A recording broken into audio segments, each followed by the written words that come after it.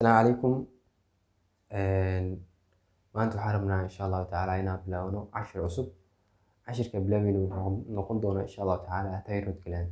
Okay, hore waxaan usoo hadalnay maxaa la yihahdaa pituitary gland, anterior and posterior pituitary gland, laakiin maanta waxaan rabnaa insha allah inaan ambaarno aan gudaha u galno thyroid gland iyo hormoonada laga soo daayo. So thyroid glandiga markaan ka hadlayno waa qanjirada ugu muhiimsan wuxuu ku jiraa oo jirka. Thyroid gland wuxuu ku yaalaa inta ugu badan saan naqaano maxaa la yihahdaa qaybta hore qoorta ama meesha la yihahdo dhuunta. Wuxuu kasoo horeeyaa taraakeyaha, okay? Midda qaada hawada ayuu kasoo horeeyaa. So waa sida waxaa la yihahdaa butterfly-ga ama sida balanbaalista oo kale ayuu u yeelaa shape-kiisa. So this is the thyroid gland, okay? Waa soo koobnay, waa anatomical illustration. So this is the thyroid gland aan kasoo qaadanay. So thyroid glandiga wuxuu leeyahay waxaa jira waxa la yihahdaa isthmus oo isku xiro, okay? Wuxuu leeyahay right iyo left thyroid waxaa isku xiro isthmus wax la yihahdo. Insha Allah waan arki doonaa ayuu ka kooban. So aan soo qaaday marka this is the maxaa la yihahdaa thyroid gland. Thyroid glandiga intuu badan wuxuu ka suubsan yahay wax la yihahdo follicle, okay? Thyroid gland wuxuu ku suubsan yahay follicles aad u badan ayuu ku suubsan yahay. So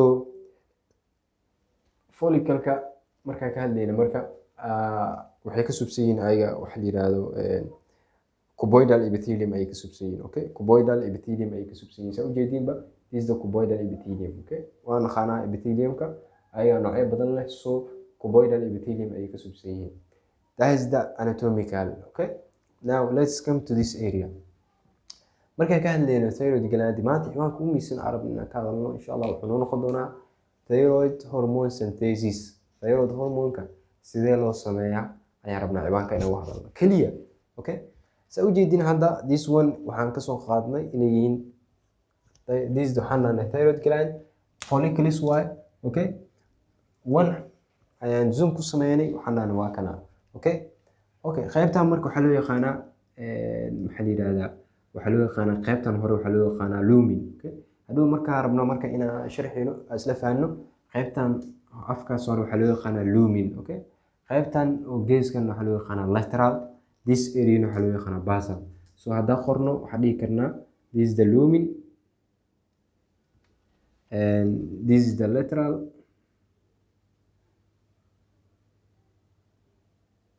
this is the basal, okay? This is the basolateral waa isku dhihi karnaa. So waxaan maleynaa hadda inaan fahanno.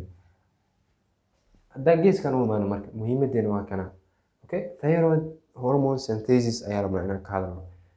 waxaan mari doonaa 6 step ayaan mari doonaa saa u sameyno thyroid hormone. So maanta waxaan rabnaa inaan ka hadalno oo kaliya waa kana marka waa 6 step ayaan hadda mari doonaa si aan u sameyno thyroid hormone. So thyroid hormone markii la sameynayo waxaan mari doonaa 6 step. waxa ugu horeeya waxa la yiraahdo thyroglobulin synthesis, okay? Very important one. markaa rabtid inaad thyroid hormone sameyno ama waa in la sameeyaa wax la yiraahdo thyroglobulin. So aan fiirino marka sidee loo sameeyaa thyroglobulin. This is waxaan naqaanaa hypothalamus, this is the anterior pituitary, okay? marka ka hadlayno marka anterior pituitary hypothalamus-ka waxay soo saartaa wax la yiraahdo sida aan naqaano TRH, okay? TRH oo loo soo gaabiyay thyroid releasing hormone, okay? Thyroid releasing hormone ay soo deysaa. Thyroid releasing hormone-kaas wuxuu imaan doonaa anterior pituitary gland. wuxuu dhihi doonaa waa inaad soo deysaan wax la yiraahdo TSH, okay? wuxuu imaan doonaa meel la yiraahdo cytotroph, okay? Thyrotroph ay imaan doonaa. wuxuu dhihi doonaa soo daaya TSH waxaa laga soo gaabiyo thyroid stimulating hormone. Thyroid stimulating hormone way soo bixi doontaa, waxay imaan doontaa thyroid glandiga ay imaan doontaa, okay? This is waxaan ka wadnaa thyroid glandiga. So thyroid glandiga markay imaato inta wuxuu ku leeyahay receptor. So haddaan dhahno marka receptor haddaan inta aan ku sameysano receptor-ka ayaa lagu dhigi doonaa marka. Receptor-kooda intuu badan waxaa la yihahdaa waa G protein, khaasatan waxaa la yihahdaa waa GS, okay? GS micnihiisu waxaa waaye G stimulatory waaye. So waa naqaanaa maxaa la yihahdaa maxaa la receptors-ka, okay? G stimulatory markii stimulation lagu sameeyo maxaa dhacayo isbedel badan dhacayo. waxaa jiro waxa la yihahdaa adenine cyclase activation lagu sameeyo doonaa. So adenine cyclase-kaas, okay, aan qorno. So isbedelada dhacaya then adenine cyclase oo inta yaalo ayaa stimulation lagu sameyn doonaa, okay? adenylyl cyclase stimulation uu sameyn doonaa. Sida aan ognahay markuu inactive yahay kan G stimulatory wuxuu wataa GDB, markuu stimulation noqdo wuxuu qaadanaya GTB. Okay, GTB micnihiisu waxaa waaye waa stimulation uu noqdo macnaha. Okay, GTB kadib adenylyl cyclase kan GTB gan waxaa la stimulate gareyn doonaa adenylyl cyclase. Adenylyl cyclase stimulation markii lagu sameeyo adenylyl cyclase waxay bedeli doontaa ATP into cyclic AMP. cyclic AMP hadduu batana waxaa dhacaya marka phosphorylation ayaa dhacaya. Okay, waxaa dhacaya wax la yiraahdo phosphorylation. waxaa la active gareyn doonaa wax la yiraahdo protein kinase A. Okay, cyclic AMP ATP cyclic ATP waxaa lagu bedelay cyclic AMP, sorry, way isdhaafayaan. So protein kinase A activation uu sameyn doonaa. Protein kinase A aakhirkii waxaa stimulation uu sameyn doonaa gene-ka. Okay, so maxaa dhacaya marka? Waxaa dhacaya gene waxaa lagu sameyn doonaa gene transcription, waxaa lagu sameyn doonaa maxaa la yiraahdaa stimulation.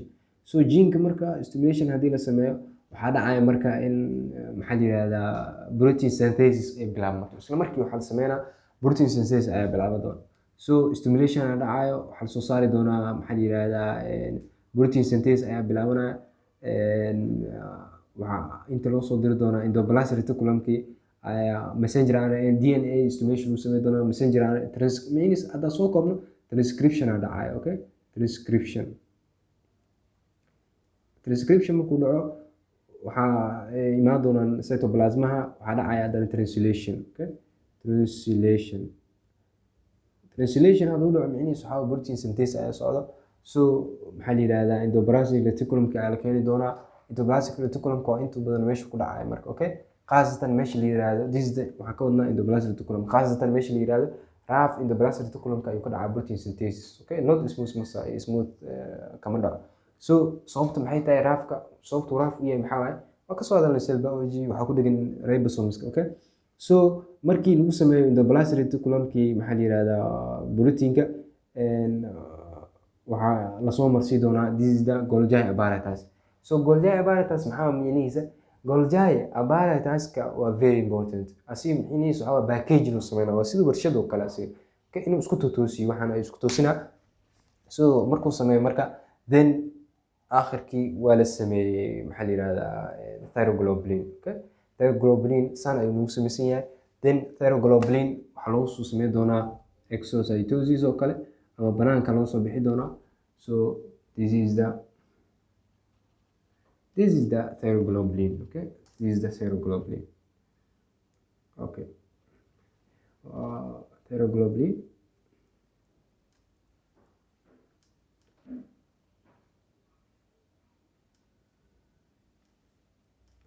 Okay,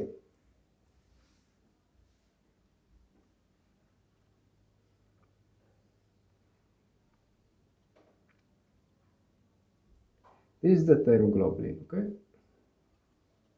this is the thyroglobulin. This is another protein. This is thyroglobulin. Okay, and hadda waxaan soo fahnay thyroglobulin sida loo sameeyo. Okay, hadda hal mar ku celino marka how thyroglobulin synthesis uu dhacay. waxaa dhahnay kow waxaa amarka imaan doono xagga sare hypothalamus-ka ee fariin lagu soo diri doonaa. fariinta markii lagu soo diro anterior pituitary ay imaan doontaa fariinta TSH-ka. TSH kadib waxay imaan doontaa thyroid-ka ay imaan doonaan. waxay stimulation lagu sameyn doonaa marka receptor-kooda. waxaa dhahnay GS ay qaataan receptor-ka. So stimulation markuu dhaco adenylyl cyclase activation lagu sameyn doonaa. protein kinase A activation lagu sameyn doonaa. then protein kinase A waxaa phosphorylation ku dhacaya dhahnay transcription-ka. Okay, gene-kii.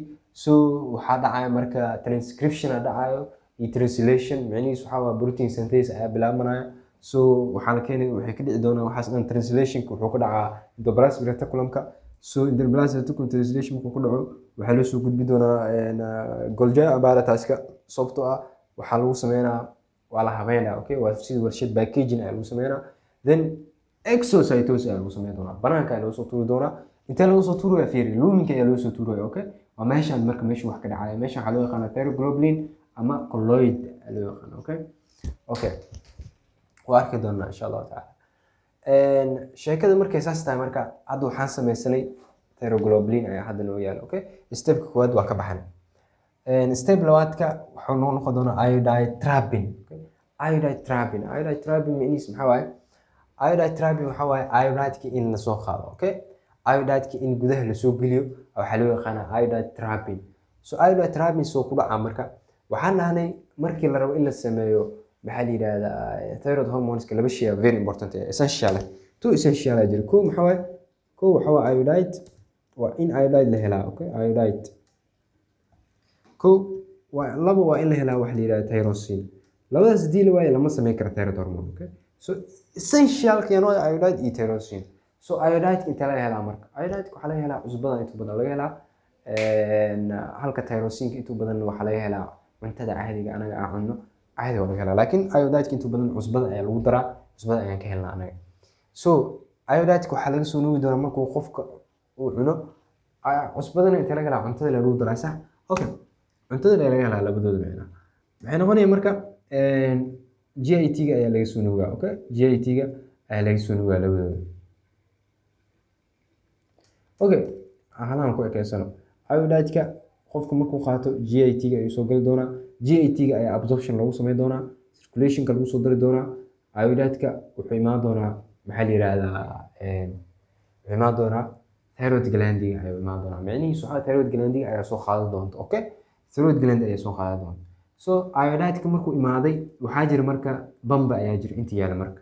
Okay, iodide-ka bamba ayaa jira. So bambigan waxa loo yaqaanaa marka sodium iodide pump waa loo yaqaanaa, iodide pumping waa loo yaqaanaa. Okay, maxaa loo yaqaanaa sodium iodide sunboard ama waxaa loo yaqaanaa pump ama sunboard. Okay, so pumpigan asiga inta badan wuxuu ku shaqeeyaa active transport ayuu ku shaqeeyaa, not passive transport kuma shaqeeyo. Okay, waa naqaan active iyo passive. So active transport ayuu ku shaqeeyaa, waliba wuxuu ku shaqeeyaa secondary active transport. So waxaa lagu sameyn doonaa marka iodide-ki gudaha ayaa la soo gelin doonaa iodide-ki. Okay, gudaha ayaa la soo gelin doonaa. So maxaa loo yaqaanaa inta sodium waxaan dhihinaa sodium iodide pump. Okay, pump iska dhahan ama sunboard.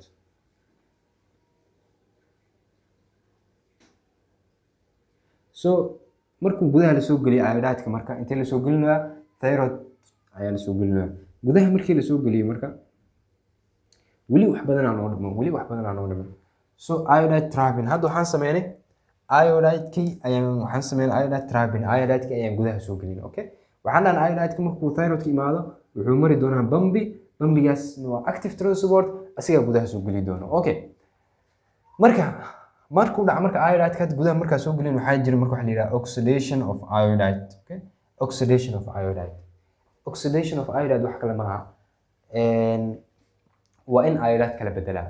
Okay, iodide-ka inaan bedelno waajib waa because of markii la rabo in la sameeyo hormoneskan iodide ma yaqaanaan ayaga, iodide ma qaataan, waxay qaataan waxa la yiraahdo iodine.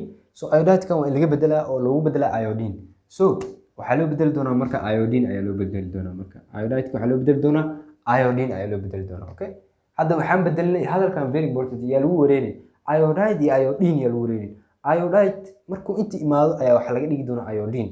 sababta iodine lagu dhigay waxa waaye iodine iyo waxa is yaqaan iyo tyrosine is yaqaan marka. Okay, isma yaqaanaan kuwan kale. Okay, iodide-ka markii laga dhigi dib maxaa dhacaya kadib waa oxidation of iodide, iodide-ki in la bedelo. Okay, oxidation of iodide macnihiisu waxa waaye iodide in loo bedelo iodine. So hadda waa bedelnay iodide, iodine ayaa u bedelnay gudaha markaa soo gelinay sax. afar maxaa laga rabaa transport of iodide into the follicular cavity. waxaa lagu dhahay maadaama iodine ma bedelin oo banaankan u soo bixi. This is the follicular cavity. Okay, so iodide-ki ayaa hadda banaanka ku bixinayna marka waxaan maraynaa marka pumpigan ayaa maraynaa marka iodide pumpigan ayaa maraynaa.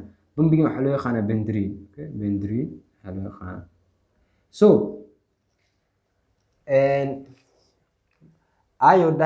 iodine ya u bedelaya very question waa important question waa.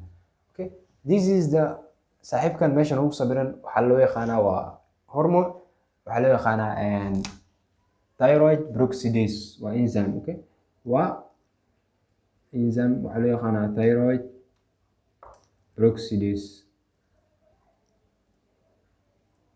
waa very important enzyme waa very important enzyme. pharmacology xataa muhiim ayuu noo ahaan doonaa insha Allah waa arki doonaa. thyroid peroxidase kan marka muhiimadiisu waxa waaye maxaa waaye muhiimadiisu waxa waaye asiga ayaa bedeli doona iodide inta iodine asiga ayaa u bedeli doona. Okay, saddex shaqo ayuu qabtaa intuu badan waa arkina. Iodide ayuu wuxuu bedeli doona iodine, so waxaa loo yaqaanaa thyroid peroxidase. Kow shaqadu qabta maxaa ah iodide ayuu iodine bedeli, kadib inta waa la soo bixi doonaa. Okay, hadda waxaan u maleynayaa waa isleeyahnaa maxaa la yiraahdaa waa isla soconaa.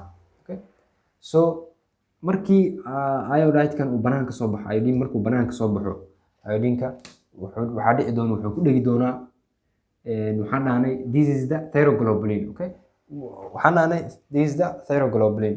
So thyroglobulin-ka marka asiga wuxuu leeyahay waa kana this wuxuu ka subsan yahay tyrosine many amino acids. Okay, many amino chain. Okay, this is the many amino acids one, but this one tyrosine, this one tyrosine. Okay, amino acids kale ayuu ka subsan yahay. Tyrosine, this is not tyrosine amino acid. Okay, ayuu ka subsan yahay. So asiga marka waxaa ku dhegi doono wuxuu sameyn doonaa marka thyroid peroxidase wuxuu sameyn doonaa iodine-kii hadda aan soo bedelnay iodide-kii iodine-ka u bedelnay ayuu wuxuu isku dhiji doonaa iyo tyrosine ayuu isku dhiji doonaa. So tyrosine ayuu wuxuu ku dhiji doonaa hal iodide. Okay, kanna wuxuu sameyn doonaa laba xabo ku dhiji doonaa. Fiiriya muxuu sameeyay, fiiriya anada function uu qabtay wuxuu sameeyay tyrosine ayuu wuxuu ku dhajiyay hal xabo oo iodine ku dhajiyay. Okay, kan wuxuu sameeyay fiir tyrosine hal xabo oo wuxuu ku dhajiyay laba xabo oo iodine ku dhajiyay. Means maxaa waxaas? Means wax kale ma aha. Means this is one waxa waaye mono. Fiir mono means waxa waa hal mono iodotyrosine. Macnaheedu waxa waaye waxaa loo yaqaanaa this one waxaa loo yaqaanaa mono, waa soo gaabinaynaa mono iodotyrosine. This one maxaa loo yaqaanaa marka this one waxaa loo yaqaanaa fiiri means maxaa labo waay di oo iodotyrosine.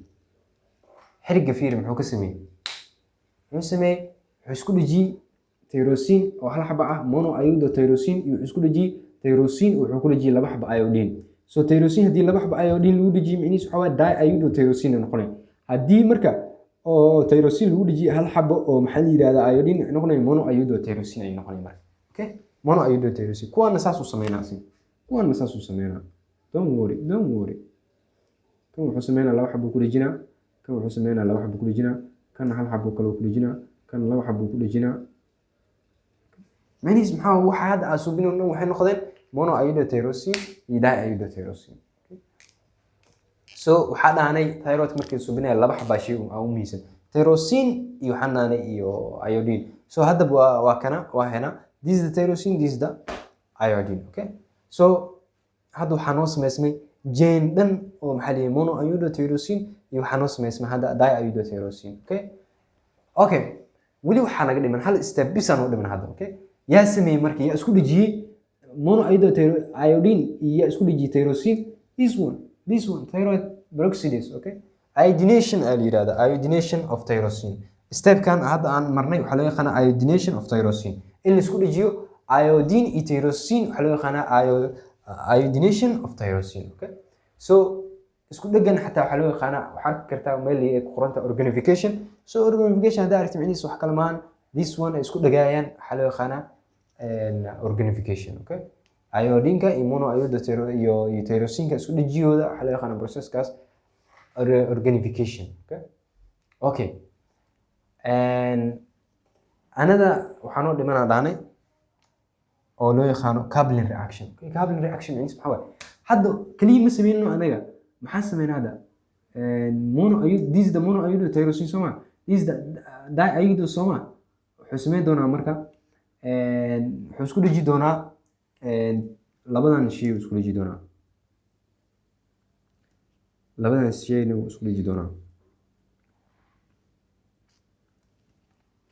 macnihiisu waxaa waaye wuxuu sameyn doonaa coupling reaction. Okay, coupling reaction macnaha wuxuu isku keeni doonaa mono iodotyrosine iyo di iodotyrosine ay isku keeni doonaa. So haddii mono iodotyrosine iyo di iodotyrosine isku dhiji maxaa dhacaya waxaa sameysmaa 3 iodotyrosine. Okay, triiodothyroxine ayaa sameysmaa.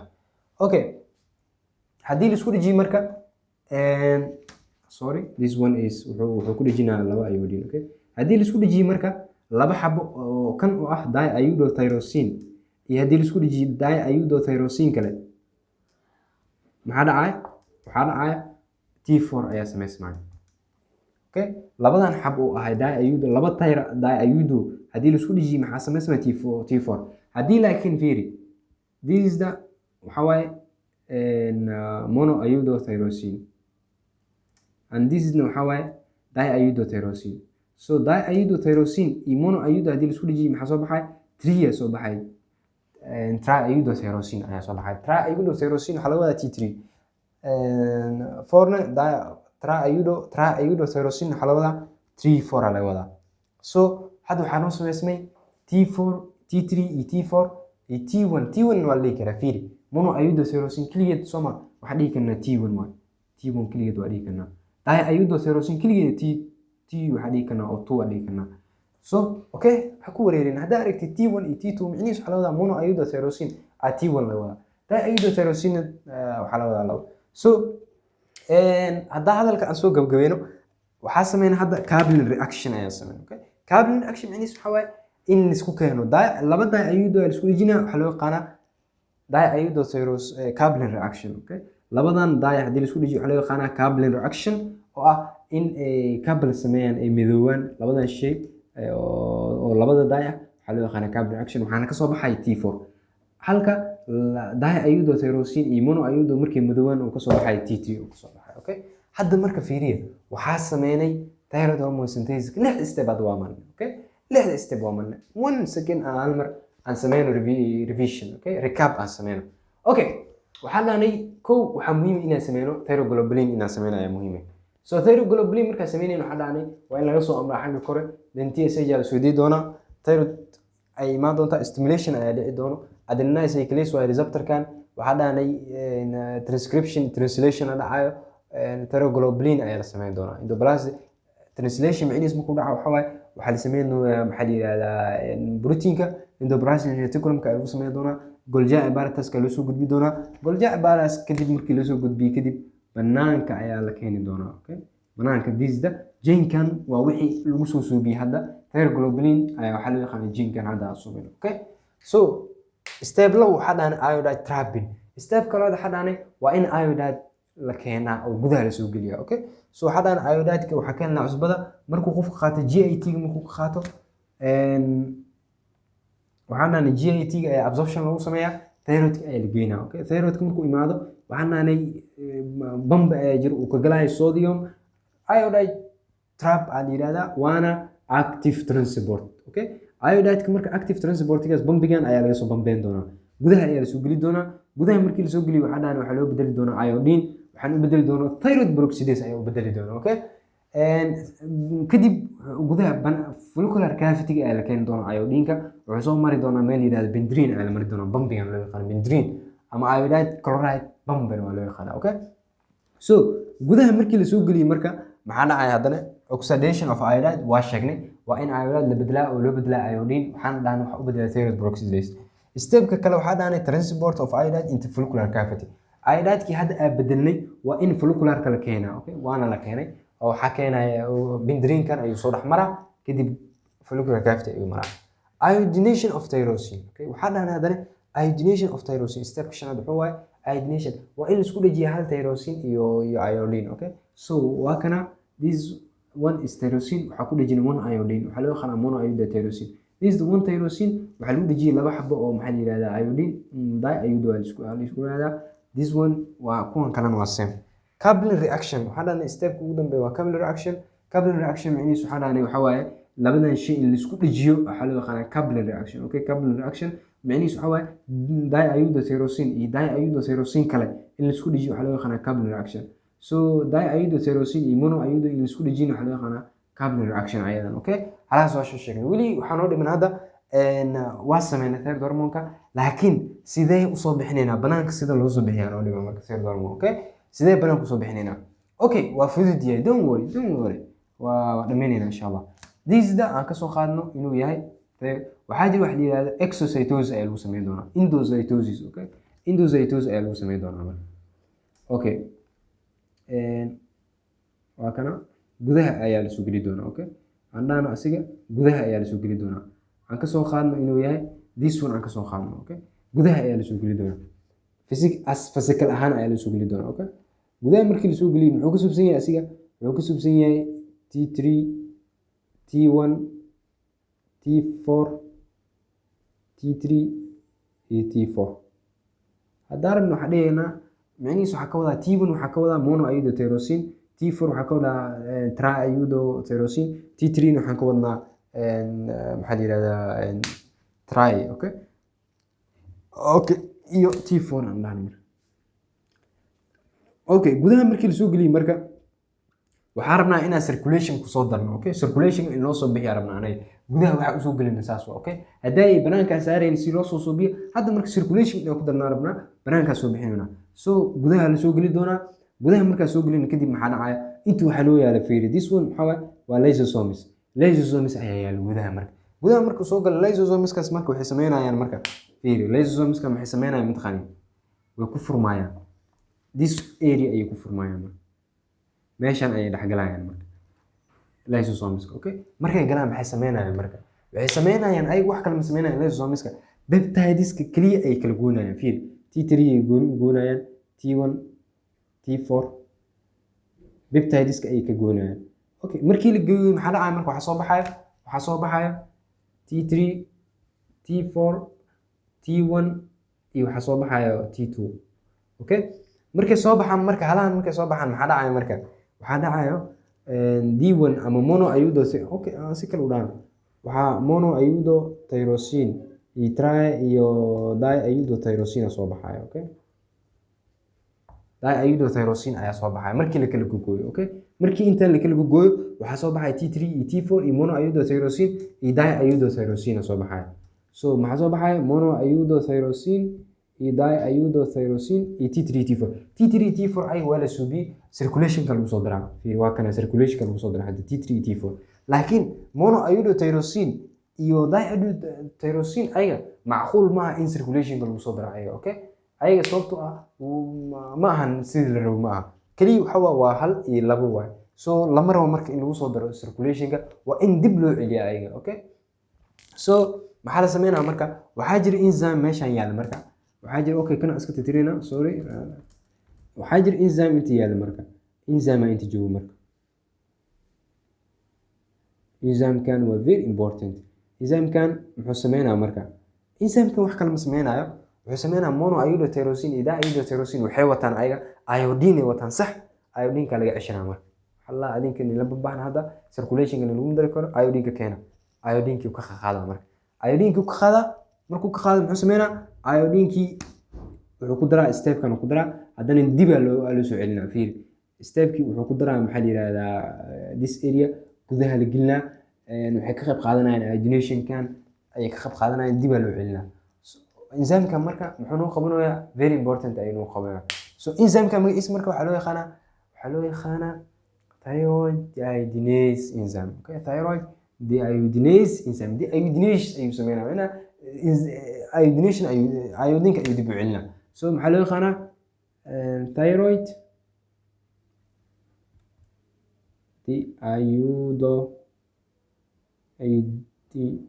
dehydrogenase.